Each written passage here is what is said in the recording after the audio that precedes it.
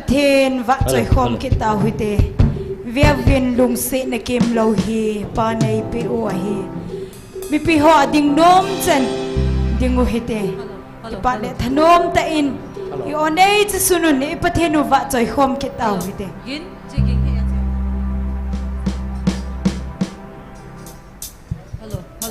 Hello.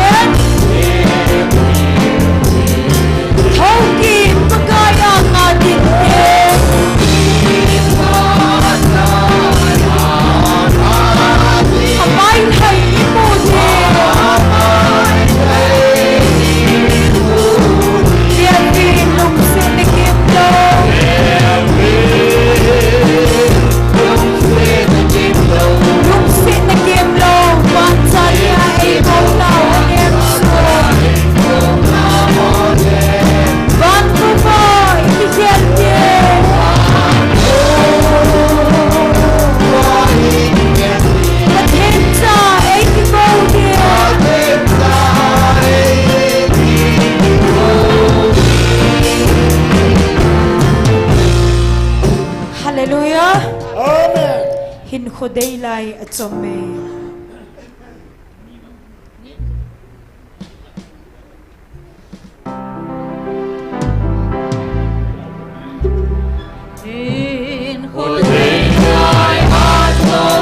himno pulai apake jangkolkan sa apake himmo himmo atim singe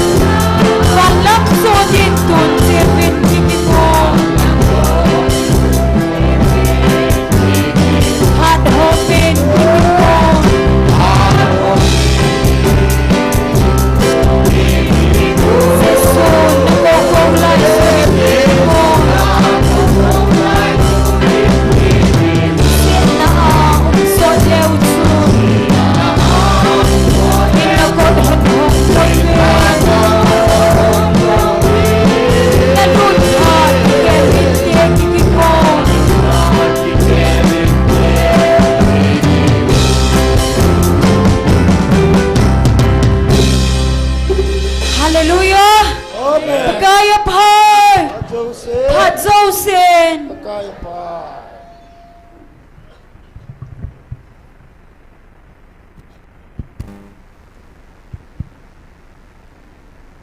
Pathinin damna phat pha ni khu pha ni khu hei ei musa kinuvin tuni jong lhagau mai ti ko dinga engan sinate ho apha namun ta ti ho lo thei ai koyo pa pathin hi zin ama sa pen pen pa pathin thangwa nei piwe Bible chang khat sim doi nge 1 Korin bung som le ni chang li le chang ana chu in siminge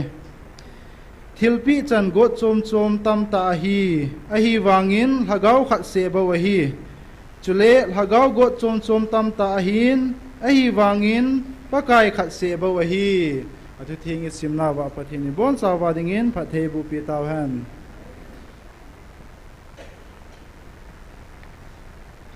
tuni niza kole som group la group thinna ikiman chana dingu program chom cha sim ha na hin nge Dunia tauna ilam KP ding hi pastor thangneo hung hin tin pathin wa choila isa pi ding hin gol hangi gin pa jang se chukile ki pa thu se ding hi pa thangjamang ichu tunia ikeman chana dingu program achom lama khin simla hin tin tuin tauna khat anamangui tin pathinin tuni chan ge ya ei mami mala hen lang in sung hi jong le nam sung hi jong le pathinin angai lu na lung si nei chanwa thu pi ti ho ni jing the koi zalovin pathin ko ma ki pa thu se na anane yutin chukileni na hin khat la khat ki taw pi tu ti pathin thu pi ho ini zo jing theina dingovin tuni hin pathin ko ma tha ha na thu ha na lung ni na ngai lu nei nei theina dingovin bon chawin tuni hin khat la khat anaki taw pi tu ti chukile tuni program ti ho jong lol hingta pathin ei mapuiwa i chei theina dingo to hi cheng si chun pathin ko ma taw na ne yutin taw chei na chu ke man nei kin nge tuni bon chawin ana taw taw hite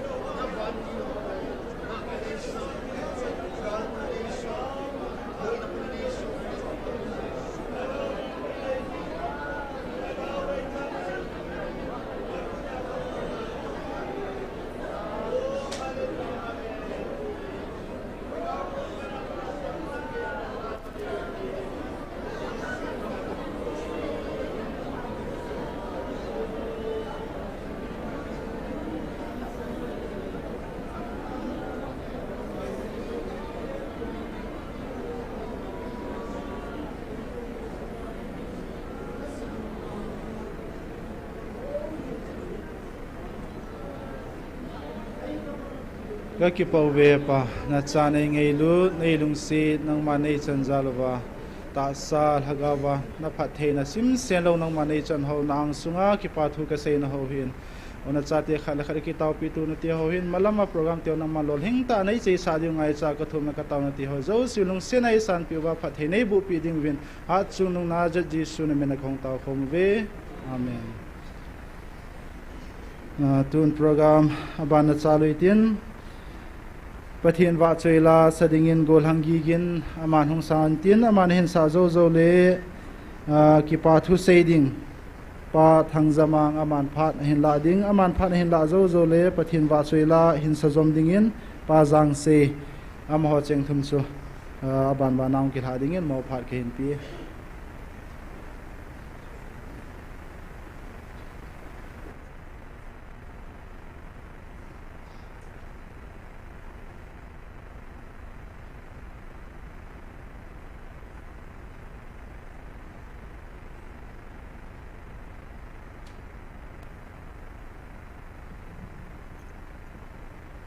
Hello.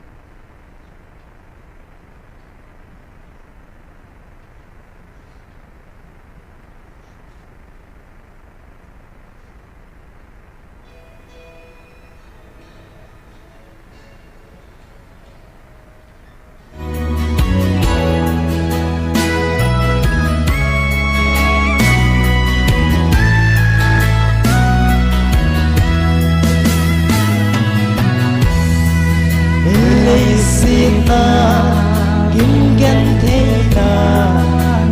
bom giống lệ buốt na xa lâu tôn so in đê phá na ca nê tôn làm sao hẹn ha lê xin dòng đê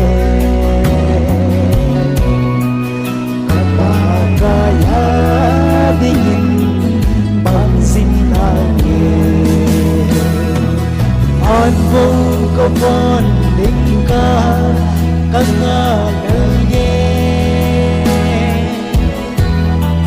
jutya atwa beki pan ite kasabu keu vinge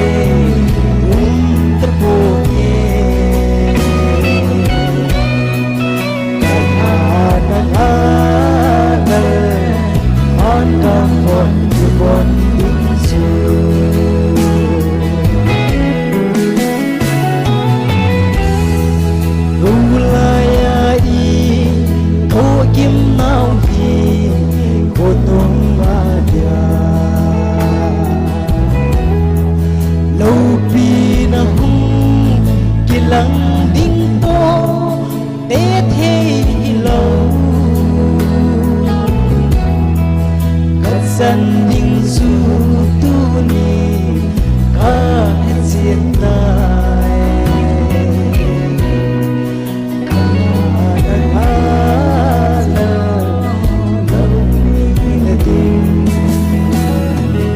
an vô có vấn đinh ca con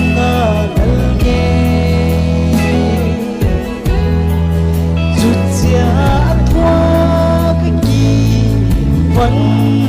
tê kasabu kêu viên kê tập bộ nhẹ cái hà đang là phan cao vọt kêu vọt tiếng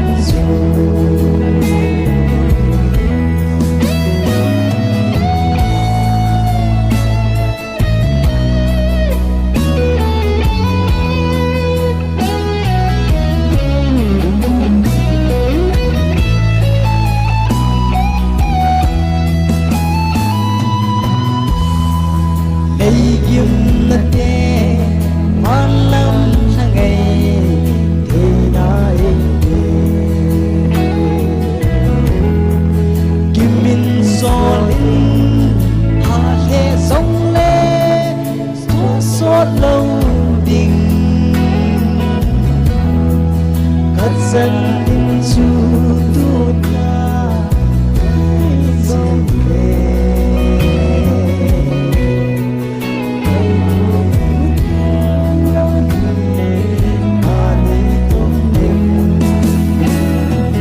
an vui có vấn tình ca căng ngà thân nghe chút giá thoa cái kỳ vẫn đi tê cắt xa phụ kéo viên ghê tập bộ ghê cái hà nâng an gam von ki von din su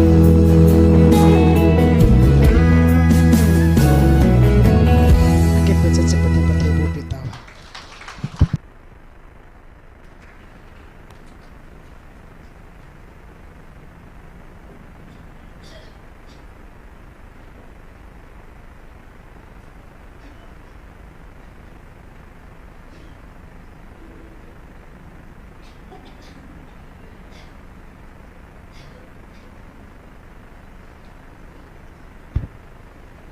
ประกายพายพัดโจสินประกายที่พัดโจสินอภัยน์เกยดิ่งอภัดเดสนินอดีดินเกยหินเฮสุเกยดิวหินไอเฮโลจงุมเดหินตุนี่ฮิกหงดินโลนาเฮไอฮิเลปะทินอีโฮจิงเป้าปะทินไอหิงจิงฮิกัดจุงอภับเบสอะกหงดินเฮเกยพัดมาซาlast September ลาอันดัมโมปันปาสุกหินตีมูลก็นากามินทังสมางหินสามินอินิเซียมปาสุกับบุญโจซีกิลิปาสกิลิหินที่ใส่กระเทียมปวนกันนดัมหิตานหินละกันเฮียงเสร็จโลก็ขวดละหิทำข้าวขนมนั่นลายหินกระจุงทูอันนี้กิตันจะจูกันนดาละข้าหินกันนดาหาโจเห็นเนียวจ่าจูเลยลุงเลยสิมีมากี่ฮิจุนอีพิธีใส่ดิฮัมทัศน์นานอักดีมินะฮิเลฮักเอากิลวินกัจจุงะนัสตันนาอินท่าโตกินินเฮติจุนฮับตันนี่ลังฮิสัมฮีฟาร์มาซีเลวหัวกันนักกิจันมันินอะฮิไทยเลวพันจุลังกะฮงนงฮงเย็นอะฮินจิกาลาจูอดังฮงเลวหัวเห็นฮิไลมุนฮีทิลซีจุกหาใส่นุ่มปนเฮจงแค่ปนอธิตายอีตีวินแค่เฮลายปะกายทัชโอเอเวนเจลิสเตียนีจงเห็นก้อยก้อยhemอเดมวินอาจันเปาจ้ะอธิโดตายอตีวินไอ้เลยกิทิโลจ้ะปัทินับทัดดานจ้ะไอ้ยาจูฮิจ้อยก็เกี่ยละเลยเซโดฮิเลงอมองจุกิเปิลเทียวเห็นตัวก็เซโดตายจ้ะโอ้ปัทินินอธิสาป่วยอธิดิสาอหินสากินฮิไลมุนะอดัมโดสาหินตีจูอัมฮอนจงไอ้นี่เห็ดว่าอลุงเยลไว้เขียนว่าเฮลาฮีอัดัมโลนดีว่าจะกะหงดินเฮจะจูปะทินพัดนะฮอฮีกับพูนนูมินจะเล็กปาทูจงตั้มปีก็ใส่นูมินพัดให้วางเอาเกยดิ่งพัดอมปนทุใส่ทีมก็ฮิโลจิจนเฮลายมุนกะหงเลียนหุนินจนกันนำลิเวตายลายตัวอุลีนาหัวลอยเบมผู้หัวลอยอย่างเช่นมิดช่วยน้ำแม่ตีจิงเวทไอ้จีดอนดิมลอยตาจูบุญกิหูจ่าแค่กิทูว่าเทเรายันไทยตาเห็นหัวกำมันนาวที่หัวลอยละไปที่หัวอันอินท่าไว้ตาจูให้ไตจันว่าอามุนาหัวอิสระให้ไตอิสระว่าตาปกายทัชหัวสีเสียมดันหัวยังไงลุดจาลว่าจงจูกันนักการเห็นฮิจุงอาจงมีปีน่าหัวเจ้าเสตาวน่ะจาลาตุเนี่ยเฮลายมุนากระดินเทเหที่จะก็ใส่ตัวหินเต็นเฮจุงอาจงปกายทัชเตียนอีเวนเจลิสเตียนยี่เห็นอามานินยังไงลุมองเงินจอมขัดช่วยลายหินเก่าหันเหตุการณ์หุงตาเนี่ยนัดดำเลี้ยงป่วยตีหันหินเกยจูมีกี่พัดลมสีมินุเจมิจะจะสีก็หิจหินโจเล่กันนายหัวจูมินิจันนมปุ่นเตตากันนะเล่สดปีหิจีละว่ากันดันละว่ากุมเล่ทัศหันดีจันหิจันแกจูยังไงลุดหันดันจูเห็นก็หงเลียดำเฮียอามานี่จงให้กิปอันปฏินาทางว่าเกยจงจูน้องหัวกิปานาดิจูเกยจงก็ได้ ka ta san ji a chu hung ding ka hin aji chu ta san na mi hing hi ki hing hin ta san zaw lawa kal ki set thei lo hin tu nia zong hi ho pau i ta san zaw wa ta san nan in pui lu no hi ji a chu ke zong ka ta san ji a chu ka ta san na in pui lu na tu nia he pathin lo pi na ka phun thei he ti chu ka sei do hen tin a chei na lama sau ta la pon ka tin ka sei num pin chu hi le mà ban nãy zong hi chi GMF DI mun hi pathin hin phung vu jingin tin a hung ho zong tu ni chu kai ga gel dan chu gari bon hin khang tha ken kenga ka hung koi ma zong hin te tu ni kenga ki chi hi min mi vai cha mi gan the gari nei loi tin te ga tile pu te asam kang khat to khong chhon hung ken ha ta to khong chhon nei la ke ya tha si pin kan hi dan a gel mi thanuk thei dan sa ka le nó hòn hình ra nó này zal và cái dòng nó hồ lạ chú nó hồ sắm lạ chú mal chém ăn chém căn cái lạ tập bằng hình cái dòng nó hồ lạ cũng giàu hết cả thà nó mà riêng hệ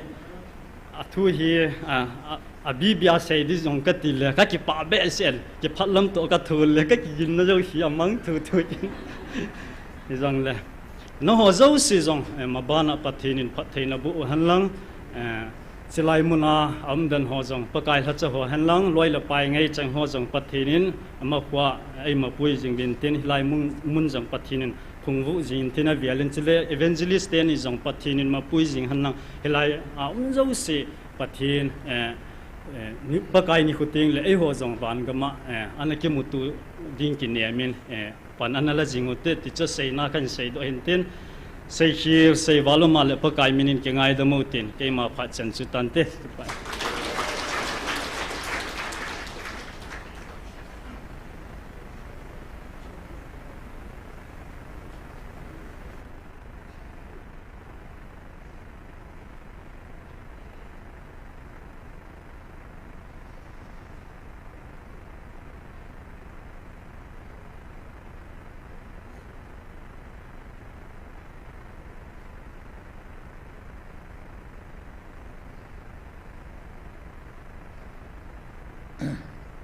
ki pa minin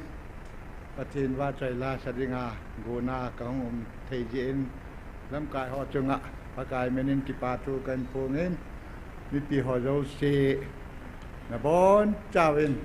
ka ngai luna salam kan tiwe tu ni wa chaila kan sa ding chu kalung sung sit bo nen sa chu na ho in thingin hin sim tha in asunga hin o kapakai tun sonin nang ma hung chengin ti chu kan sa ding a he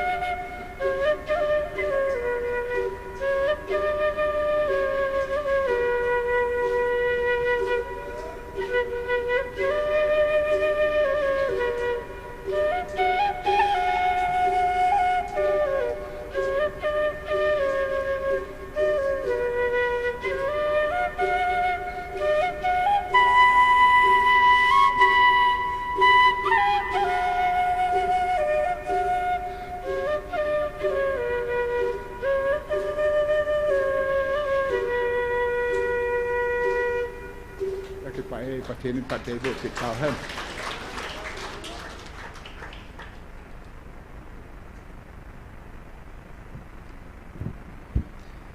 ประเทศว่าช่วยลาไงตาตาหินสาดปีเตียนิวหินจุกิเลกิปาทุเซปาอมหะโจสิจุงะกิปาทุอิเซวินอมหะจาลินปาประเทศทางวันในปีเวตุอินพาดอบานอนาจารกินิตินตุนียาตาวนาไอลัมเกปีดิงอปาสทางเนียวอมาประเทศประเทศบุจังพมาพาดโลดิงินอมาพาดในปีตาวิเต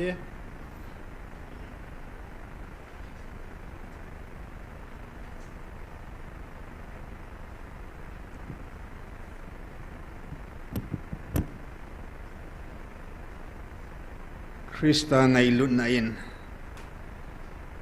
อิซัมโลบะเอสอนาวตุนียาจงอาชิสาดินิงคุมดิเซมเบอร์ฮัสซุงชุนเอาบุงตินาโกนินดานะชีตะโลดิงาขานาเนยุนชุเลตุนิฮอนจงสัดดังอมินคริสต์ไงลุนตัวเอขันดิงโอฮีมีหิมหอจงอากิสลาลินวันทิลหอจงอากิสลาลินทิลซิมดังหอจงอากิสลาลินอาหินตุนิสันเกียทิสันจิงินจงขันโจตะโลดิงาอังไงลุนนาเฮตซิลามุซิลาตุนียาจงกุยตันโลเฮลาเอไงลุปาวเฮงาตันติในโลเฮลาตุนียายงตาวจอมดิงาหุงกัลซุนไงลุอินซุงมีเตหอปะเทนซาเตหอวันเลี้ยงชาติหอนัดซุงชีวะปะกายมันกิปาทุกันเสียทัดสันุนเอปีดูเอปูอินทัดสัปุนเอปีดูเอปูอินเอไลมุนัลทัดสอนปีที่มาจากินเอปูอินitu lu do muci chu mit le pum ma itu dung zui wa ni khat ting la aga hi kipa thanoma ilo chi ding o hin tunit san ge ya gun su ta dunia de dia dunia pan la ding hong kal sun ho avelin nang ho zalin pa pathin thangba kidovin tunit san ge ya amun thinga taw zom ding wa chela sa zom ding ki tu to zom ding ki khom khom zom dinga tunit san sana hitchil hagaw me agal kaina hitchil hagaw me agal zona pathinin nampumpi Israel te anapui banga tunia eho ei pui naw hitchil hagaw meya tunit san ge tu chan hi ei pui lung pau avel velin pau patin thangba na pikidove hallelujah amen hallelujah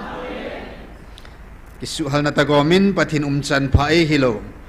ikoma chi iziham itsaham iloiham ipayham inu ipaham ikoma chi na che beuten kahin ngai lut jingding na hi kiti to ke dote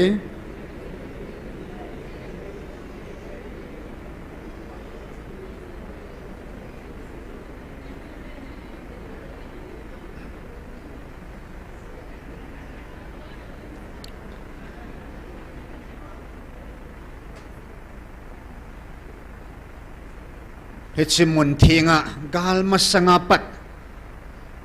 sila galum zawapat tunit san gya pathine hilai munahi thil tam taum na hi song la thil thum ehin pu pi zingo omen adein hilai muna gal kipat akona pakain ana hop masat pin amata in akhut ta alhat so mangsa amiza pa mangsa ana hop masat pin inam pumpiwa pakain alopina anakoi masat penso thilpi mihi mina pe thelo van tilhona pe thelo sunga kon van pathinin thilpi ho hagau thilpi ho hagau chamzam ho hin khusanga man tam pakain thilpi ana ho mina he hallelujah e hoy theding jan talan ana ho me pakain ave kan jong omin avui mang jong om tain tunit san gaya pakain thilpha e musa zingoven abanin pakain la khat sungchun anadam lo dam na ngai cha hilai mun hong ki pulut that satenin ataw pi zong omin asyong le pathin hagaw thupon si le azan le van til hong kum su zia ato kha dam na ngai cha ho mi tam ta zong pakain healing asu dam tam ta om kedin la khat sung chun angai cha chana hungin ewa chen pathin lo pina chungwa damna changovin ai la tu lang hin pakain nala wa phathina changding mi thumo me mi khado me tin pakain phathein hai aphat phat chan tuin phatheina hom ta nei ya thil thum thil lo pi che thil thum mi hinga dinga poi mo pen pathin a kun thil pe give pathin in a pevin pathina kun healing sudamna ita sadamol ting le mi hingin ilunggut bang ke bol thei pun pathin damna en pu pi ke dovin chile mi dam sungwa leilawa na hizong le engai chat pin mu lol hinna adia pathe na chu pathin a hin hom kit tain he chang thil thum ho pathinin tunit san ge ya ila wa I ho pi wa I chung ba koi jing zalin jong a velen pa pathin thang ba ki dove adina hlat sa te ni tu chung chirup van til thing a van til thing March 29 Sunday 3:20 vela to pun ke panehin 6:20 velen ke chain pung thum sung ta banga chun agetip na banga pakai na van til thing in sol pi ve hallelujah alhat sa te ne ke tu sa kirin ewa chun pakai na ho pi hon ta in thi khol khula siul kama ko na thagau thisa tamta na hu do kihan namat do kihan helovin na khulhan mangsain na chunghana hen keiman kathanei na ka sulangin mithi rong na kai thol hon tai ti na he hallelujah e soyong se pathin a velin a chunghana thanei na pi ho e gel do sa ki dovin yun 4 chile yun July 14 ti ho vela pakai na chunghana thanei na na phongdo satan ning convention ipu mo si chunga thil thum an koi banga chun alhat sa te ni chunga thil thum pakai na koin khat na a chun van til gilo ho lagao bu ho chunga thunei na thanei na thunun thei na thanei na pil honin ka koya hi atin abana chun anadam lo na chunga thanei na sudam theina healing na chunga thanei na ka koya ti in abana nanung pena chun pakain vantil kilo chung na chung ki hilova misi mikha migilo milum tim se chunga jong sumang theina ding tha ka pi hon ka koi be tai ti na he hallelujah ya tu ne a he iham ti a amani ki sulung no mo kha a gilo eng sit mana satan man sa chang ho hen na chunga he pathin hat sa dem chu pathin dem hen ya pathin lunghan na pathin khut hing chu na chunga hong chu khadeng a hen ivel ge lai lem ho hing lung sidum ta le hi kidovin ya pathin a chung lona api ho la hen mi hing mi si mi kha mi gilo ai lo hilai mun sumang denga lung thim se ka nga lung gel nei ho he amo chunga thanei na hi tuni san ge hin amanin amang nai lo ta bangin ka gelen na phu alahan po in pathina ngan si phol na lain it tabang lung nat naum han jong le koi chung jong le lung ning tan ngai lut na zoi nat ale taw pi zo hon na lain phathe le bu han na lain na ain sam se jeng han nang le asam si na ni gui lung jeng dingin kata san na hi aji je pathinen van til kilo ho jong po na ti le po dei tan na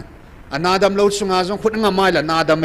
damai anado ana ho se damai tan na achunga la misi mi kha hilai mun hong ki pulut ho jong pathin zala su di au mai tai hallelujah keng tanoi thana ngai dam ki thum jong tam ta jong chu mai ta in he chi pathinin I chungwa koi thil ho khat su hikidin ki pa mongin pathin ei vil masangwa he nge neo lain atu ai ke zabep su hin gal ho te gal nei te mi to sa to ki tu lo momonga isewang so omnan na apalo momonga jong si isewang so onom na in ta sein het thading in he nge NSCNIM tangkhul olam kaina inekido khatawin chong le British te hozong apo do su im nom lo zevin koi manam ina ke sat pi nom lo igamile il hangwa anui wa na lut ho sei ho in lut lo hilen ipui pa den ke sat piven ai lo le mo sunga zong in sungal chum anaumen pathinin kanam lan katsa ti apun do masanga zong gali nei wa gali ho vai le tua pathinin wana zong leya zong atunding acha te chu gal hing ho che ding o hin i eng sit pi du thang sit pi du tu chunga pathinin wani api athu hinga hi bible hi he nge tu chunga dem wa ta san thailo hodinga point khat sun ata san thailo na dingo til dang ku sim thu ai tain ata mo nga ta san thailo na ding point khat wang o me a sei la wa point di khat o me bible a hin tu chunga e vil diu pa hi bible a ki si poi ti ha ta ta his bible a hin ku kit sa te hi pathinin tu khangai khang nu nga hi thagau pha na avil ding a hi ku kinam hi avil ding a hi ti hi ki ji mong lo ipizinam ti ai la pa kai na sei tain ji taleng het sa taleng na eng sidiu na thang sidiu tam diu nagal mi di wa hi nagal mi hitam mong de hetis among the Israel te bon pathinin mi asa annam lana alhanai wa among the na lai cho na ai wa nam dang te or chat dan van til gilovin athang sit eng sit pi dan so amelma ai di amelma hi Solomon phat lai bo wa chu cham na leng hi cho David pha na jong gala nei nei zengo David masang pe azo Solomon nung pe azong so gala nei nei zengo cho Israel te denga gal be lo hi ta sagal tu ne e ho naman zong hi thagao gali tun so da be ta lo ding ai pathin thutip van munilun ka sewa tun son munilun ka sewa leidam sungwa hi e ho nam su siding su eng su boiding sumang dinga hi vantil gilo tu sunga zong i pathin amu zia vantil gilo thileleng ho ikyang tunuiwa an hena an ke phun sai hallelujah email mau chu tu sunga pathin evil dingo le annam lan at samo mong hiu hi ayang sipin chu lucifer le aleng chan khom pi hoi cho kui hiu hiam hon het chin pe no cho hi e hon mi tha chimit ding su chimit ding alhagawo hi damuna puilu ding ti atuk pi pe no cho vanui pumpel heb la oi tain hi chila che hon nam hi heb la te ding anu nung pi na gu no hen na ahin heb la zo ta lo ding in pathinin e vil ta ve hallelujah pathini lama apang ta nei le tu ni chan gein heb la num ta po ve nam dang zo sewa heb la ta chu thileleng pa belzebul hong in jong sei ta in vanui pu mi ka zo oi tai ti ka zo he lo oi tai ti a chei na ke nam hon nam hi ti ta chu a hin ei ho nam zong ei ho hin ai pu in pathin ei din pi zewa ei ho jong hoi do ham ham hi bo ve hu ti lo hi la ei ho nam na lep la im du e bo na ei ho la pathin ho vai ki gel ding pulam be na a hoi da na ki gel du asunga chu satan lep la evil lep la banga chu adam lep la banga chu wa noi to jong lep la banga ei ho nam lep la im du e ta bo pathin si na pathin ngai lu na zala tu ni chan idin zo he hallelujah en tunihin pathin thilgun nam iham phat naw taw na bi masan nei neutin sitting in pathin thu mun thum da bang kan sem la nomen masapin penin exodus bung som la ko chang thuma pat chang nga hin sim la ngai ai ta nga yo te exodus bung som la ko chang thuma pat chang nga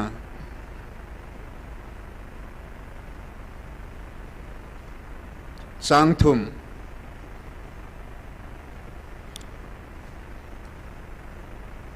pathin in mosi ko ma api hin mosin an se he che mosin pathin kam sang phun do hin mosi ko ma pathin kam sang he ami te dinga nang man jacob in sungmi te za hita hina seya chule israel sa te za hita hina se pi dinga hi Kaiman izip mi te i kaloa chila itabang taa muvan lai tel havinga nang ho ka hin pu uwa keima hinga ka hin pu lut na hiwam ti nang hon namu saw hitai hizia chu tua nang hon ka thu na ngai zowa chule ka kitip na nanit jingole mitin namtin la akuna nang ho hi keima mi te mong mong na hi diwa hi izina mitile leisit pumpi hi keima ahin nang ho keima dinga thim pute lengam khat nam thing khat na hung hi do diu ahi Israel sa te hinga naga saying thu chu hitcheng hi ahi je pathina thuing phathe bo pitawan lang vanui nam hizat la vanui in sung hizat la vanui cha te hizat la hin pathinin Israel te Jacob cha te chu pakayin khan tummo mong ama tummo mong hidingin thim pute lengam khat ama hiding mo mongin pathinin anal hangin anagongin ai hizechun Egypt kama konin sun ahin puido tan kanan gam pakain anal hudin ai ahin la pathin an puido naw hun samsa Egypt kama na mel sina chuzat van til gilo ho kiu se mang cha pon pathinen til sem zo si u pho jong mang san gil jong amang sai pakain til sem ke dang ta ta na mang sa nei pathin til sem zo si chunga thune hi dan su gil pi jong amang sa in u pho ho jong amang sa in khaw khute jong amang sai man sa lo nei pu nei subanga amu sau chu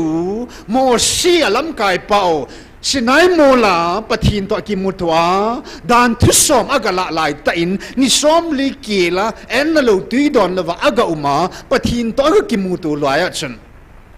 e hin pui do pau hi pathin ei pui atin pathin lim ka ki sem thu ta bong no lim khat asan hovin aron jong akham zo point aron lam kai nan de meute he achun bong no lim sa ki sim ta ve hi lo cha ho ta ve no ti chonin son ta vin ke tai lo pathin dang ati lai ta chu ke tai lo kin dang adang na jan lo de ti pa cham ho in pathin an pui do naw kum chom sa hi nung yang asumil pe ta vin pathin khelin bong no lim zo cha ki sim ta ve nei le hi cha panin pathin lunghang mo mong tan mo si ko ma hi cha thu hian sei tai pathin an hano hilam cha ki gyal do lo zivin Deuteronomy bungko chang som le li Deuteronomy bungko chang som le chang li pathin mo si ko ma sei ki dei ta kal han ding ke ya mo hiding he ti nu nga chen pathin a sei ki te mo si ko ma hin ama ho hi nei su mang sa jengin sumang tang ka te ti te pathin lung hang ta ne Keng zong va nui ahin amma ho min nui mang hil jing nge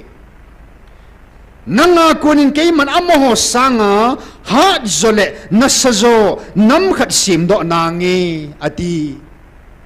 Israel pompi su manga mo simang sa pakain nam len zo ha zo lo pi zo khat nanga kunin sim do ta nge ti pi zo ipulu yo mo si ko ma Israel ten pathin lunga tu lo dingo pathin lung lei na namahi zo lo ding hi pathin a het sai ta ni it's a partner yong su mang ding khel do jing ding lung gel an nei ta ni tu na isai no mo thu khat om min hi sui pi ham pathinin nang ho nam hi van noi lei sit a se masanga mi he ma se masanga mi him min a keng to a tula ho kha masanga vanu athisan al do masanga nang ho nam hi al han sai tai hallelujah Israel de khela nam hat zo nam lin zo sim doi nge anati ai pathinin hilaya Israel de khela mosia kuna anati ai e ho nam hi alung sunga oma nom hitas hallelujah Guti mai lung sin now, guti mai ho nama building pathinin Israel de khela nasazo nam hat zo น้ำขัดซิมดอดึงปะทีนินโตกุนันในสายฮาเลลูยาอาโซนักเกนัดใจนักเกดิงินปะทีนินป้าพาดป้าหีนาอวิลนุงะจุนจับพานินอิสราเอลเตจอันวิลตานนี่ขัดยังป้าเตนเซตันกุมทุมสุงาฮิตซีเฮงเอบงเอปิงกตินฮาลปิงกตินอากาลไว้เลยผู้ตานอติบังจุนกุมทุมสุงปะกายตาสัตอินอิสราเอลเตจมูทินมิสายาอิสราเอลมิทิงปามิสายามินชุนอันวิลตันตาสัตอินFirst Timothy bung tham sang som la gu ma chun pathin ngai sana thu gu chu nil kal na be hila le na hi pathin su amma chu ta sa ki phung he ti ni ta san Israel te a vil ta in a hengo wa ta san ki phung ta in Israel te in aga thei khaw la ti nei le aga di ta pu leng le hu hing puin pakai so pom ta povin pakai thil so sang ta povin hengya sang khat ani zom nan te ai la nam ho ma chun pakai alung god bang so al tup bang so Israel te chunga chan alung zo ta po in leng le hu hing pu a agisan lo apom ta lo pha davin pakai in helaya hin Israel te chunga hin lunghan na kam sang khat an la kom tan Hesu Matthew bung somi lakhat Matthew bung somi lakhat sang som li lathum ma chana akimuta nahi hi chi aju ke man nang ho za ka se hi nang ho aku na pathin lenggam pathin gam kilamanga aga do sa namdang mi te ki peding a hi hallelujah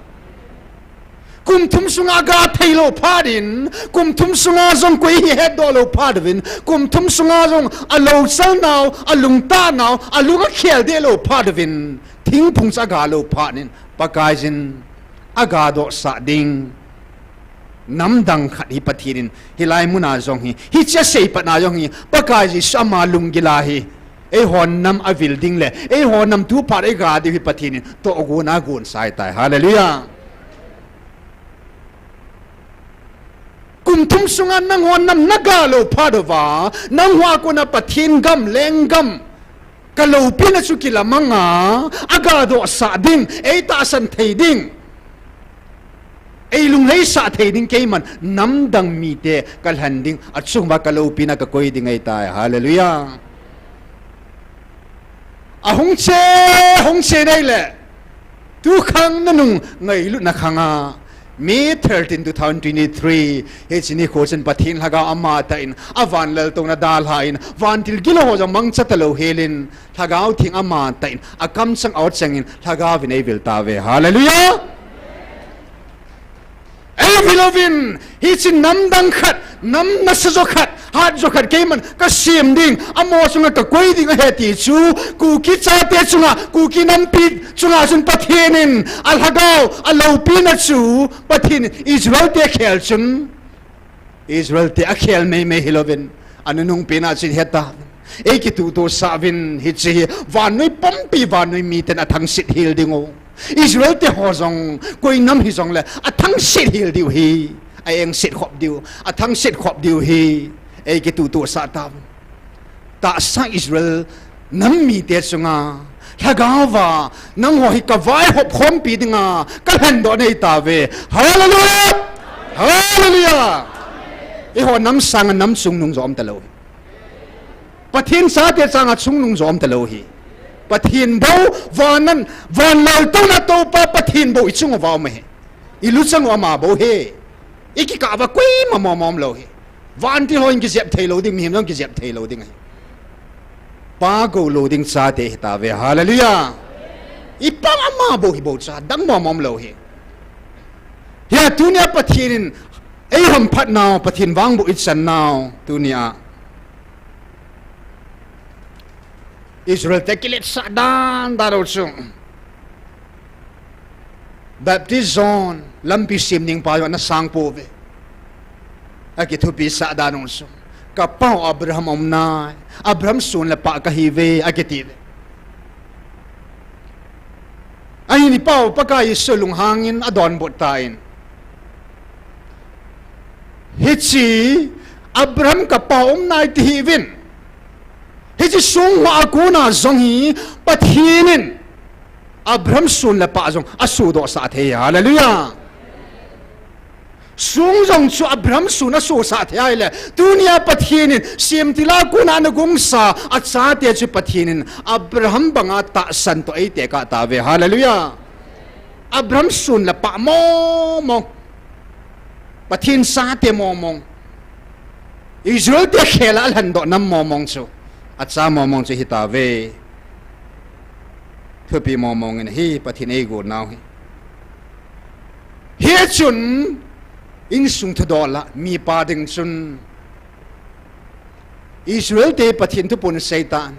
ka mi het nang hova ka cha nei ve hallelujah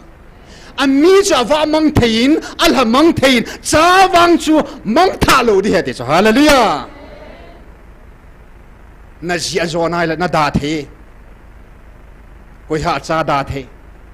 sa ki khel the po ne hallelujah khu mi khu khat jong su khu khat a ko ni na ki chon the ye khu khat a ko ni khu dang khat khu mi dang khat na ki su the nei mi hi na jong sa mang the ye ka zi nai ta ki sa the pu zi hi jong na zo nai la da the nahi MLA ji pastor ji ka hi ding ti ding ai pu na ki da the na zon le zi jong ki pe the a ki da the sa wang a ki da the pu na ki khel the pu ni hallelujah mi mo jong le cha mi the yong le cha thua nung jong le cha nu hi yong le cha hi ta cho koi ha ka cha kham the an ne number 4 ne jen ka da tai ti tu na cha da khai nam sung bam kham Pati ho zida nom tavam di so na inam sung zida ti la tam mei thei da cho nu mei ki ta lo ki su kha ho so ka pan yau na zino da cho la ki ta lo ja da cho a zon ja da cho la ai ba cha te wang cha da thei lo cho hian pathienin van muna chun van muna van til gil ho an nol hain amo khelin van mun ai to sa ta ve hallelujah Israel tes namina simin Israel nam sana hangin an nam mi chu pathin a khelin a sa te ho ei hlang ta ve hallelujah ei ho khel ding pathin a khel ding a sim da po nei ana sei pakain ei ngai lu naw gildan dan su ka vil na hi nam dang te chunga ka koi di hi tan lang hi le thil sem zo sei ka sim tha ding na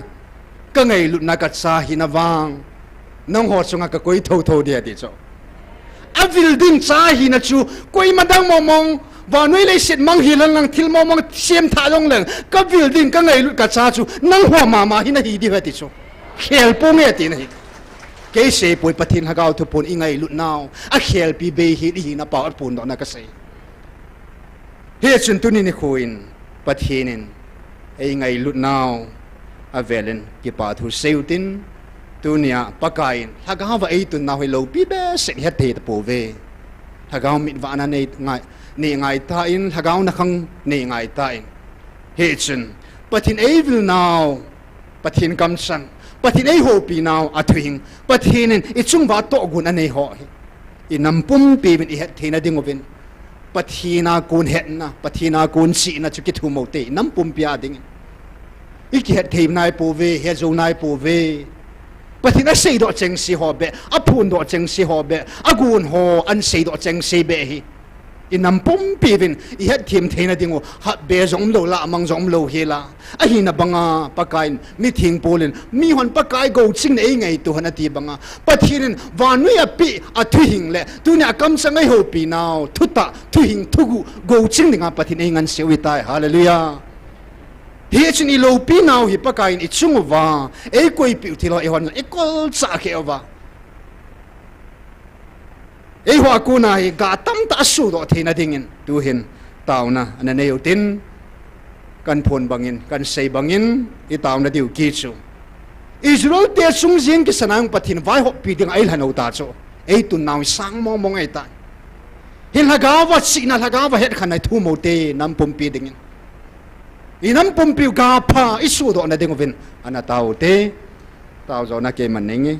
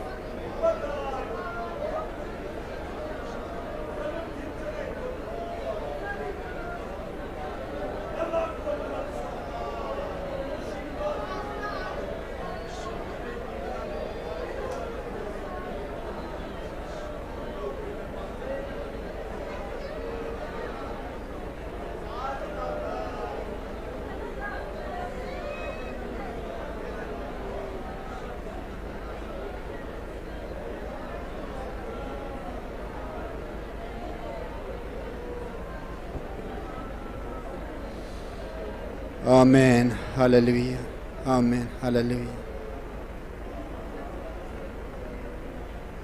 Kapu Solomon lengpa na namlan te chunga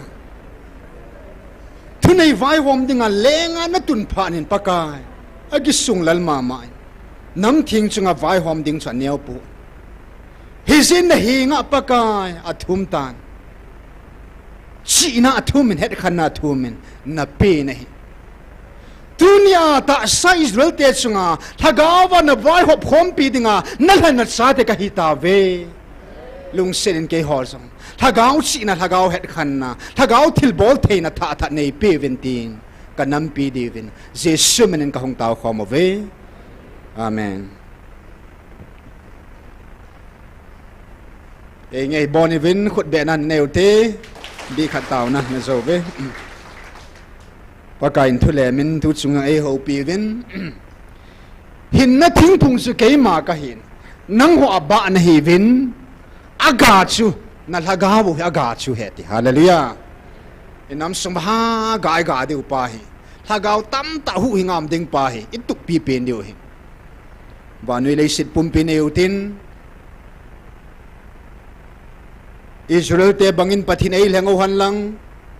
US gam bangin pathin nam ho satat bor thei tat ei tungo jong le thagao aga lo vai la phachum poi vai chakhin khenin a bit badin noi nung penin ti bukim lo hi jong le han pathin ilhaga wa ei cho hing pi wa thaga wa hin na hu hing nai neu le a phada phachum zoi hallelujah to hi la simpan kanam zem ati banga ku kinam pi zem ai lo le ku kinam pi ku kichate ilam dan naw ikedan naw thu hi ta sathwa hi lo thagau thua pathinin sim tila ku na na imsa tu chung thu pona akam chang ta pathit ei phun do pi ho kitil kho nai sim do diu he nam pi zem nam pum pi lam dan naw van ti ho sanga van mi te ho sanga zong chile leya mi te nam dang te zo se sanga zong ilam dan naw iki khi naw lang khalai sel ilo pi naw pathinin ichungwa akoi thil hi thu pon ho kan sima kan su tu chang sei de pu in e ho pi sa ho tu ing ka taw na sunga abona ka ji do a ka het kham si chu ka ji do jinga tu suna de ngai sim ha tho dinga ki hil sit le saudi a ju sim ha tho dinga kan gu da hi in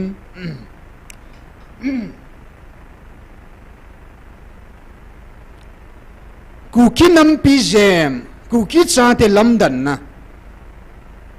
pakain mei lei te bang chun how mi e tiu ta cho inoi si dan na no chun na ai le ui sa ta banga so ta banga mi ho in minoi nunga anoi nung pe na agel nam mi te chi hi ve ta sa dola hi song i hi hi ipizena mi chen khom piu nam dang zo se mei lei ten la ta sa dolin state nevin mizo ten la nevin chin ten la chin set nevin ama tu ma ki vai hom ta ve tu khang zinga zong mi nu ya te chi hin alai lang khana nui nung mo mong chi ve ta sa dola za the jong chi hi pu noi si mo mong si mo ve ta sa dola ki lai munai cha te nau te mit so ho hi wo mit so ke te le lung hang thei lo deu chana mit so hi la alang khada su nam zo sila achu nam nui nung nam neo pin mo mong si hi ve il hom mo mong ove a hi chile pathin i hi naw ki che ta i phun do piu tu chung yang heta vin nam lo chalte mi lo chalte ta nei ve ti ta chu ki pat se na dim lo he na aba na mi thing pul to ngai te ka chung ba chi pi se ta mi lung kho te na hi ve ti ki ta chu na mi lung kho te mo mong ji hiu chu aba na pi se ki dam mi lung ta te nei ve ti ki chu ilung sungo musu pa in i hi na pau ki che ta mi lo chal mi lung ta mi lung kho hiu chu ki che ta pathin phun do pin chu hi pin di chu na จะจะต่างตาเป็นดิ่งอิตาสหินาวอิลุงสงปฏิอิหินาวกิจิตาพูนดอกปาช่วยอหินปะกายน้ำนุยนุงเป็นน้ำเหนียวเป็นมินอิมลาวาอามูสิตเป็นน้ำให้จงแล้วจึงเกียดิ่งวางน่ะลูเป็นอวินน่ะทุบปีอวินน่ะเลียนเป็นอเวทีฮาเลลูยาจะไล่ตาจุอิเจมป่าหงกิลังดอกตาจุฮาเลลูยายาปฏินินอิน้ำปีกิโลเป็นเอาฮีวันนี้น้ำซูสิน่ะหัวน่าอดจัดผิวน้ำขัดจังสิมปุ่งไงดิสุน้ำดังโซ่สิจนนี่อดจัดอยู่เหตุจ้าฮาเลลูยามิดาหัวอดจัดนะอดจัดนะก็สิมหนึ่งในเวทีสุดอิสราเอลเดชทางอาสงอัลเลทุมาอัจจันทุมาจิงโซพัโซลินโซฮอยโซอาก็ตุนดิ่งในเวฮาเลลูยาอัลเลทุมาตินาจัดทุมตินาลาเฮก็เซตันต่อตะบังเงินนุบลังนุบสลานะปะเทนินOctober ตุบอนสงา26นี้ตามมาจูอันเซตาสุลนะชีนจงกับเปดิวเฮ็ดนจงกับเปดิงโบเทนจงกับเปดิงอาบานโฮสันจงกับเปดอาใจนะป้าจูเมลัมดันนะอิเจมเป่าหอยนั่นนะเมลัมดันนะหอยนจงกับเปดิงเฮอาดังหอยซาบาจูชีนะอาเมนฮิบาวเดตาอิติวจูชีนะเฮ็ดนาที่ฮิบาวเดตาอาเมนอิติวจูอิเกปาเทดานอสนะโฮสันนาที่อะไรอิติวจูอาบานะอันเสียนุงเปนะเมลหอยนะจงกับปีดิ้งที่พันนูที่หัวจุอามายกะกิจุเมลลานูนี่ในลำกายได้ละก็เสียกี่หอยสะกี่ยาวจุกะกิจุเล่แล้ว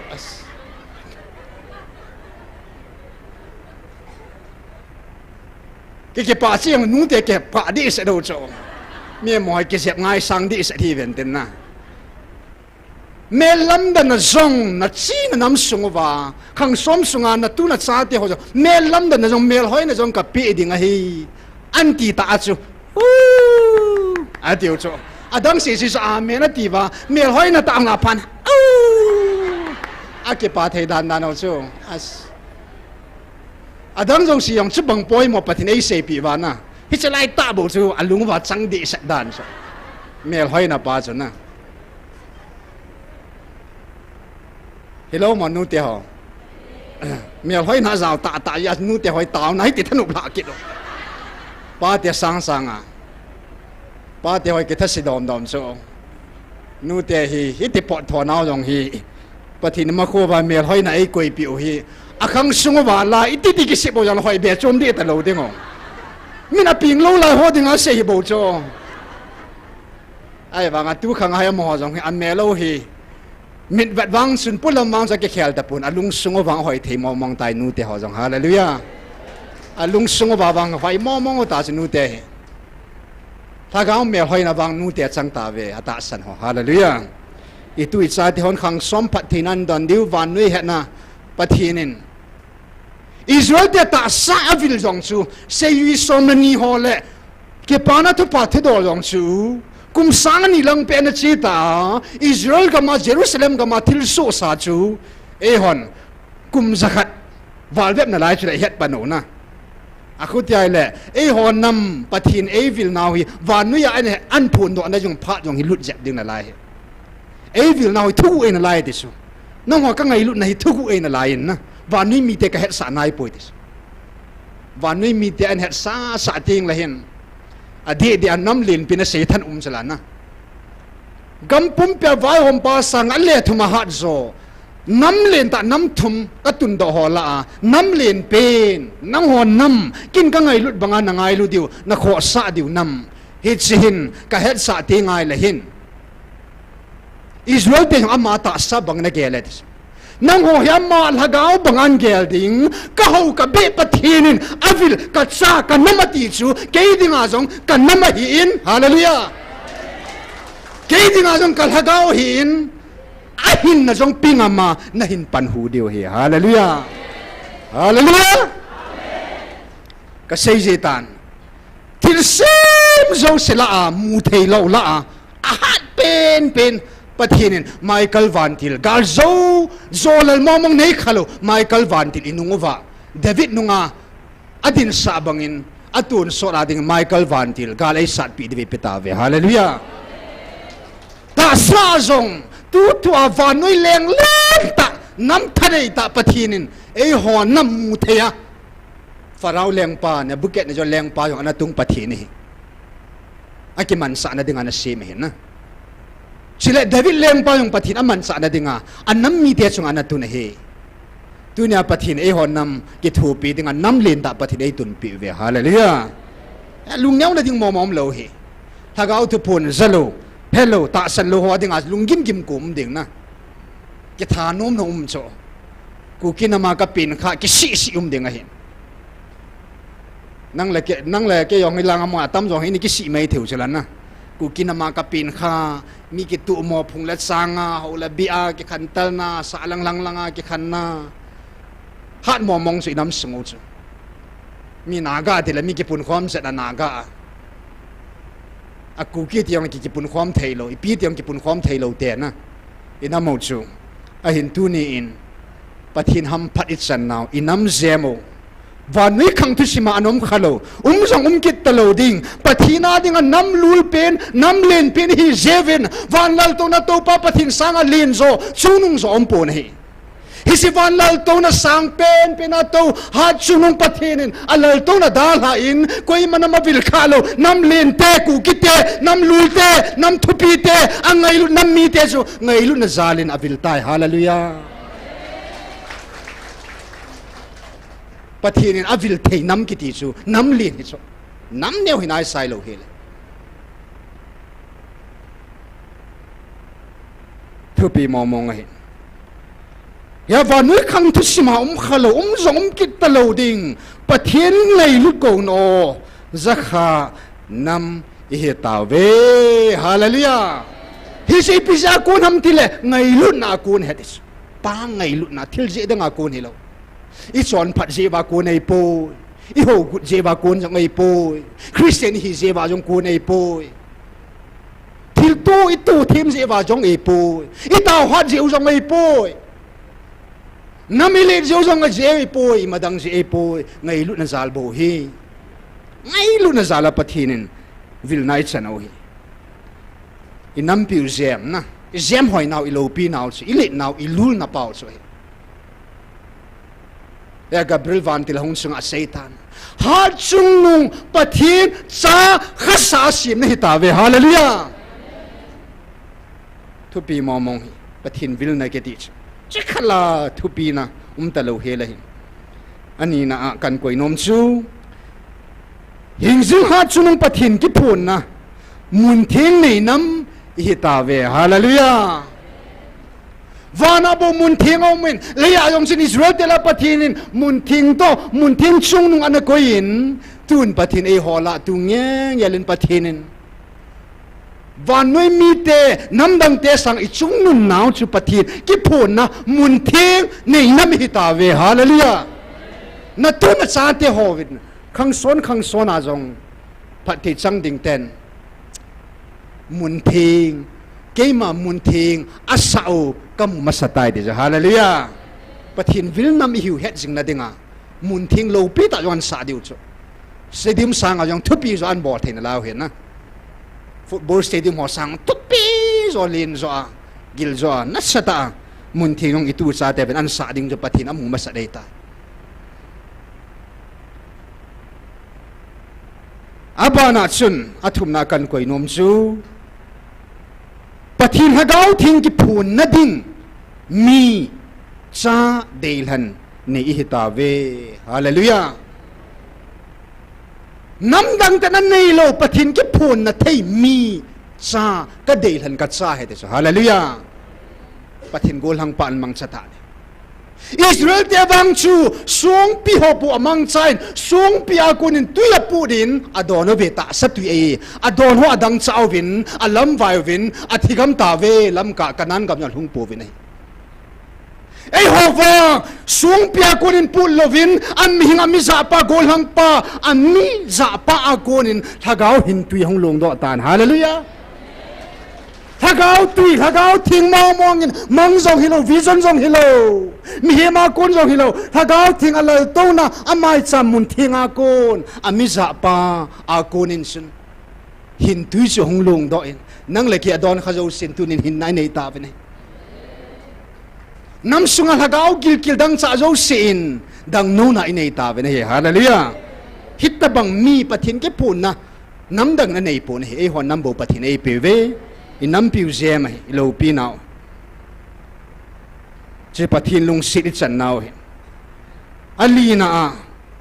van til thing ho asol pi nam i ta ve hallelujah pathin sa pathin lan mo mong hiu phot se na pakain Israel ti ho hat sa ho chu al hat sa ho bo sa van til asol pi hetis to al hat sa ho bo sol pi telo anam pumpia pathin avan til ho ai sol pi uta so hallelujah si lam dan naw chu thu pi naw hi chu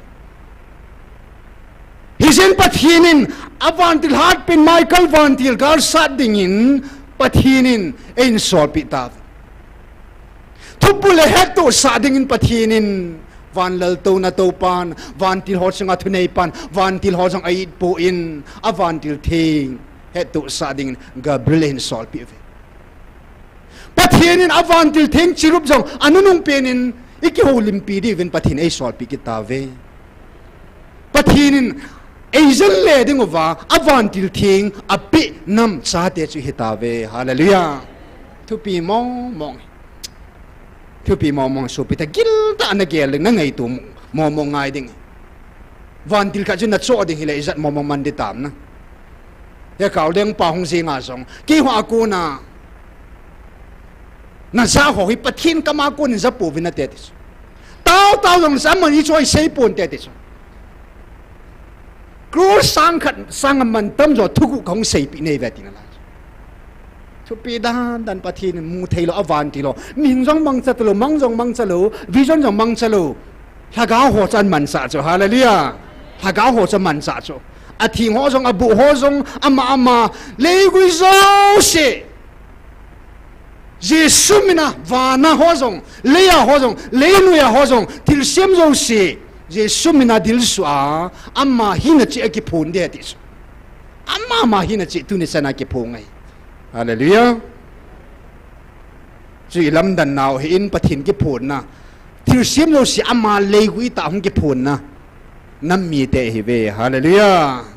thu pi mong chile pathinin gal zon ei pe da no gal ei sat pi ei din pi naw phot sit na mongin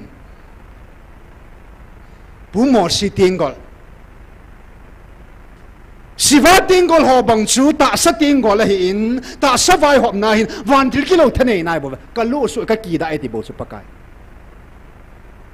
a hin tunin na ho nam mi te sunga ka koi ding hi leng tingol jong ai po in kal hat sa pa chunga ka koi ding thil na nam pom pi nam phat pi ding o hi chi thil hi van nei khang tu sima anum khalo ka su mo si chunga kana koi hi chi thanei na chu tunia nang ho nam mi te dinga jong tuni ni koi ni kholo pi hi dinga hi tin October tarik gup chin pathinin mo si thanei na alhat sapa thanei na tingol chu e ho nam mi te chunga alhat sapu chunga chun an foi ta na he hallelujah kanam lan mongal ka sa pu phot chi na he His super thin he nge van til thing ei din pi phot sit na mongin ya ta December 15 2023 a hilai mun nge la hilai muna Michael van til chu e ho hi sim na mu thei dinga vai mu sa taw chala hi sim na mu thei chan dinga chu vai mu sao a ki mu thei na ding mai ana a gong ka chu ei mu sa taw thu pi mong ya pathin van til mu khanam hi ta ve hallelujah pathin pu mo si thane na tingol akui na nam mi te hi ta ve sila pakai jin jobin jong kan sei ta in pathinin ta sa Israel te khela ka cha ti adei han sa te hi ta ve hallelujah Jacob chu Israel tin amin ka khelin phat theina na zui tai a hin nang ho wang Israel tin na ko pu wing ka tin ngai lut na ka sa tia ka min wa ka ko na hi ta ve hallelujah he chu ham phat naw ong hi egal zo naw su mo si thanei na tingol satan zo si lengam su mang theina thanei na tingol chu hi in chule dunia leimi i na lai hinglai changwa jong pakain itu simo van tu sima aji lut van mi te hole van til te ho to koi madama phalpi lo kel moi si ho jong chun la asa ding an na phalpi lo van mi te ho to la asa ding a kel moi ching ho jong chu an na phalpi lo cho turi nang la kei wang e ho nam mi te wang pakain van mi te ho da van ti lo to la asa khom sa a phal pi nam hi ta ve hallelujah itu simo van tu sima ke si lu dei tan i nam pi lo pin ho thaga wa pathin ei tun naw ei gun pi na ho lo pi mo mo chile pakain van pathin van nui a pi a thui nga ki si tha lo hi chile khabu mo mo nga kimulo thugu thugil a seipi te hita ve hallelujah thugu chu a loi phak pin kom bawa ki sei hiya thugu chu so ko ma ki sei ngai lo he ya paka yesun sei yu hang sa thukal so na te te povin ka te loi te gul te ka ti diu nei ta ipinam van thugu chang se ka hil ta ve tis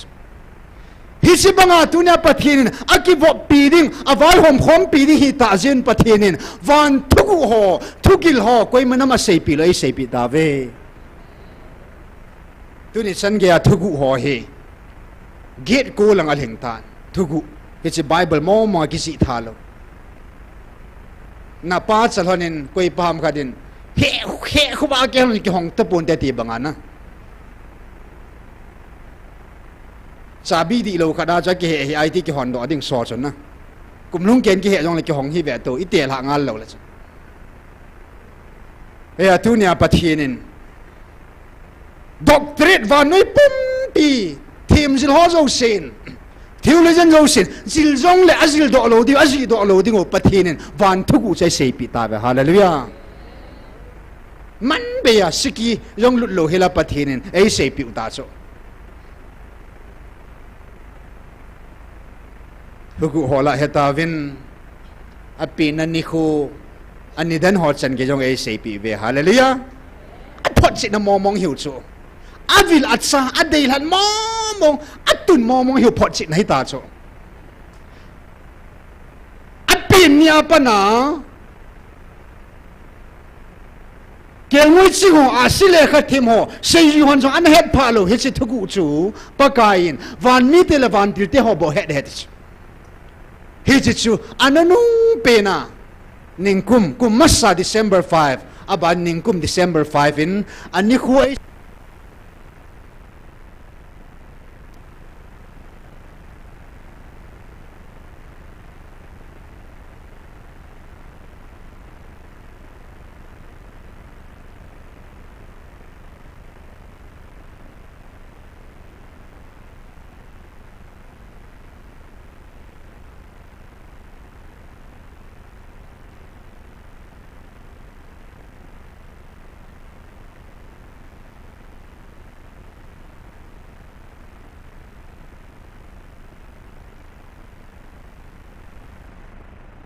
ana tau ke tau te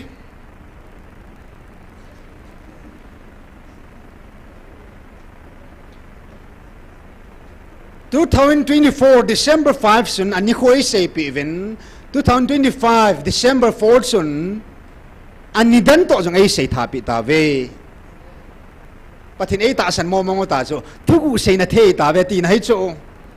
ga su the ta ven te ti ja chu thugu koi ma sei pi lo chai sei pi ta chu ei sun ta da no chu pathin in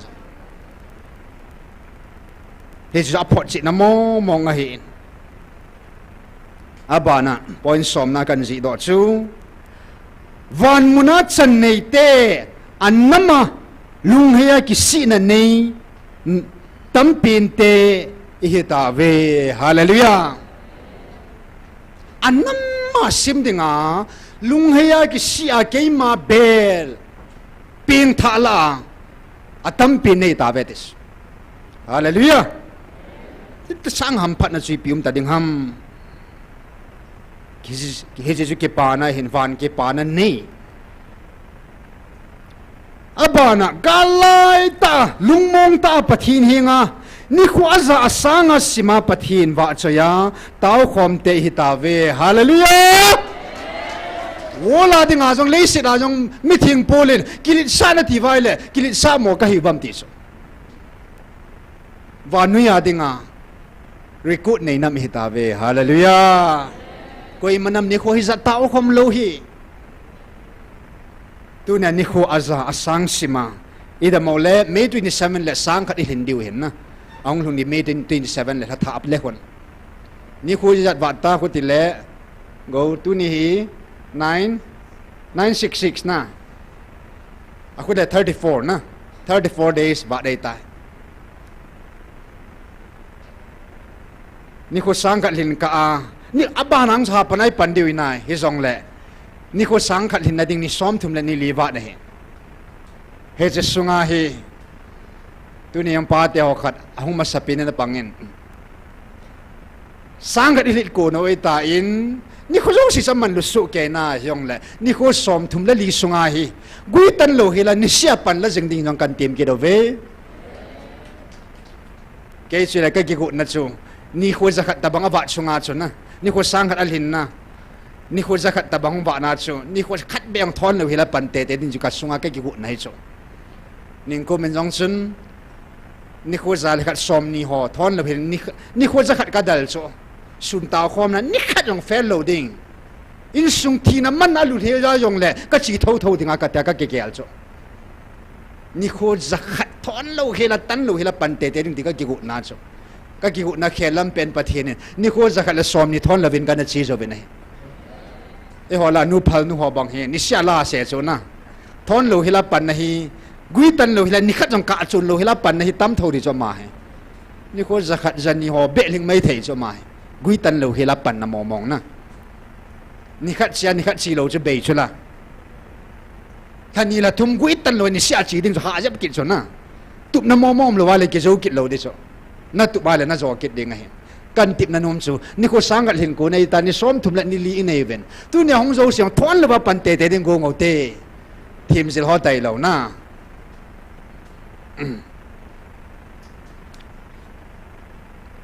ni ko zakat al hin ni a December 8 so 2023 August 31 ni ai tau pa do December 8 chu ni ko zakat al hin ni evangelist na tho thon nan nu thi thim evangelist mang boy jin la phala se ni chlo ai xin ni khwa sang lai ki simo ni khwa zakat ke tao ta ta ki pa ke le pathidin pho ta chula na ki pat ni wa pa ni khwa zo se ke dinga thupi su ke na man lu su ke na ni khwa zat kan pui gal ka hi atuma gala atuma na ni khwa khat tum chu thupia ka gel chum na ti poi ta in pho cho alla phal ke sep ta i mo ta i mol de o cho chinia cho i za thim de do ta cho ki pa tai ma in pho le mai mo chang cho ngai do na thil pha ta bol da nai ke ge loi ho chala yung ke pa chat go do che ho yong cho abana spoil som la thumna pathin sopa job to te ka thil hat sa ni satan apati ma azolo nammi te hitave hallelujah hallelujah azinu jang amang cha in job chu acha te jok si yong athat gam kelin ago jok si yong asangan jok sing ala apin na chunga pha na atimo mong adam laim lo hin al hain job in pathin al ha po nahi satan iti pati banga zo po nahi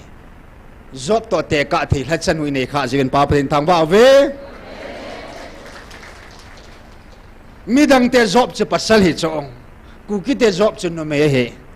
ilopi now izemo he hallelujah Israel te Samuel chu pasal hi in thim gao hi in eho te Samuel chu no me hi in alhatsa pakain kalhat san ujang tin jong ko da pung ka te ka ngai lut ta kacha data ta ka koi tai ti hallelujah ya nu ti ho dang hong yang se ji hi ven lang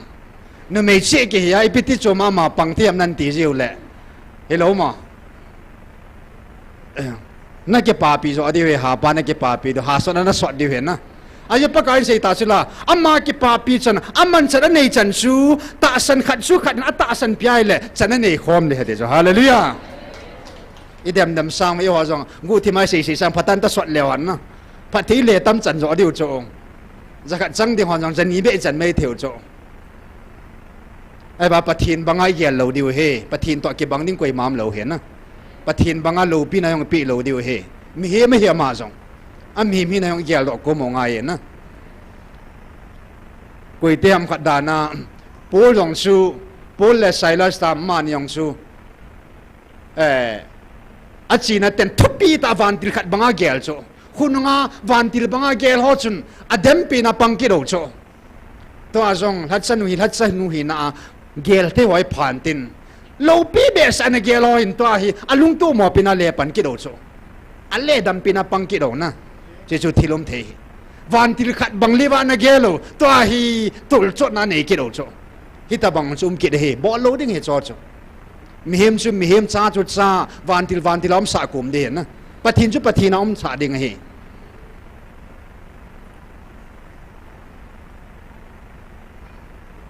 aban van lal tu na to pa hingjing ha chunung pathin athing kiti alpha le omega amma tain ta sal lagawa wa nu ya kat tun ding na hi vetia akitip na nammi te hitawe hallelujah pathin di tai lo kha jevin khut bengote ke pa momong van lal tu na to pa ta sal lagawa kat tun ding hetia koi manam chunga hitina kitim boy MLA ho jong ki team ovina zo zo nga nei bove CM pa jong ki team pon PM pa jong ki team pon koi ma party chung ba ki team ngam khat sang pon he a hi ni ho pau pathin a ki tip na thungan pathin e za sa ta ve hallelujah amma cha bo hi zebin amma bo ki team ngam men he chung wa ta san bo le ngai lu na bo wa gam tip alu sa nampi atun do ding te ahi momong ta ve hallelujah minan sei ding aw ka si pi ya pakain nan namo hi ngai lut na bo ka tun thil dang tung pong atis atupon izazi vai ta san je ba ai tun ding o hi le na ilhom ba lo hila na ata san o za ngai lu na mong pathin tunding nga ngai lu na mo tunding ai ya hi bol phom bol siu tin ta san tamo tin hom jong le hon demo han lang job jong le hon pathin ngai lu na ka tunding ati chu ngai lu na tunding hi hallelujah ngai lu na buwa ka tundhe atis ta san na gam tip loading te tia pathinin aphun ai tai sila pakain pu zakop pathi abot sa te pu zakop pathi na abot sa te Hatsate ihitabe hallelujah vanuya namdang kuma chang khalo mi khat bo zakop phathi pathin na bu ama bo chang hi pu zakop phathi chu e ho jang August 7 2024 in ata san ho jo si pu zakop phathi bo ta ve khut bengote ki pa ki dote e phathi chanau sang momong hi si inun nom naw hi azo na ke point som la sagina kan sim do nom chu pathin hagau thinga pathin akitip na pakai se leya alen laya I asayi hoto kil hadingai tan akil halal maven ni kayong pamane an se kalunga helati ta sulana pathin e vil naw ni kung ki chai ding khu he pu psin pathin e dala sangin kayong ai latau jeng an thido hil nya ti ding ta suna pathin e vil naw ni kung ki chai ding ma mai lung hal om ta sei jiwa ki vopin ahin line athoki na junga ki vopin chupanin kil hading hoi ta nei la kil halal mata in pakain lamun sa lagaw thing kan solding a hitin sei ho chung anaki ti min hita bang ki temin na kai hoi na pui hoi din na ching hoi ding o ti a evangelist pu mai be hela microphone mang chalowa aging themo ma mang chatalo helin hi chi thugu jong chu sei ho chung kiu helovin e ho chunga jong pakain anakitip na chu annam mi te thagau thinga akitip na aguil hun na thagau thinga ka building hetia avil nam mi te ka kitip na aguil hun na fulfillment a reality at aguil hun na nam mi te na hitawe itive hallelujah Bible hi vanuya dinga pi in thagau thing pathin o hi ku ki cha te pathin nam hlan te ading baba ki pi vanuin Bible anein Israel ten Torah neuvin e hon namin ke man ka henai pathin thagau thu pune neve hallelujah inam piu jem hi chu hi chi jem ma chi ki jep diu Israel te lopina chumin vanui lopina chumin ku ki cha te pathin sa te lopina chum he hallelujah atum be pathin ki tip na guil huna nam mi te en tu hi taw now pointing in John bung sagi chang som thum lagi to John bung som le li som mi la khat sim ngai John bung sagi chang som thum lagi Keima eita sana chu pathin le khabun asei bang banga asunga kuna tui hing put doa luya lung ding he hallelujah abanin John bung som le bung li chang som ni lekhat John 14:21 Hisini chule keima pa a ka nang ho kia na umu chile keima nang ho aka hi na het dingo a hi swami la thum zo he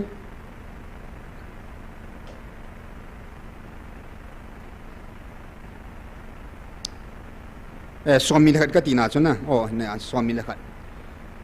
la khat ka thupi ho ne ya chule ni chu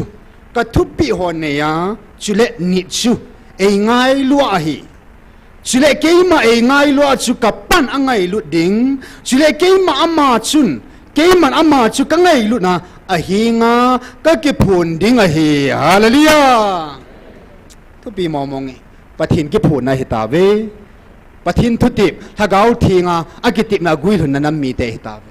ka ke phun di heti bangin ama ina ta sanova ama ina ngai lu jevin pathin hilai mun rong hi ngai lu na na ke to na mun hetin pathin hagaung ke phung ta na he hallelujah ya ka thupi ka thua nom jingwa ka thupi nani no vai le ti pa je pathin kam sangai je in tunia pathin ke phun nam mi ten pathin thu hi kha chang thon lo hela inam pum pevin pathin thupi ho ni si taw na jong thupi khat hi adang dang ome ke pum khat ovin hagaw mangu do ovin gam pum pi le nang ho yang ki suthing ovin khaler ki ngai lu ovin kin ka ngai lu na bangin ti ho thupi tam ta pathin e ho pi naw kam changa sei do ta ne pathin thu phun ho hi inam pi vin ta sana ki chai hilo ka ngai lu ta ka ma phuna ki chai hilo vin anna to angi to do wa I chon do wa a thupi ai hinova ini theina ding ovin nam pum pin pathin kam sang ho azem se pa hel sang man sa lova isu bulit theina ding ovin tautin e ma che ding in jong pathin e ngan se na mo pu na ikisu bulit zo na ding tautin ke man taw zo na ne nge tu ne da phat chai na ngi de te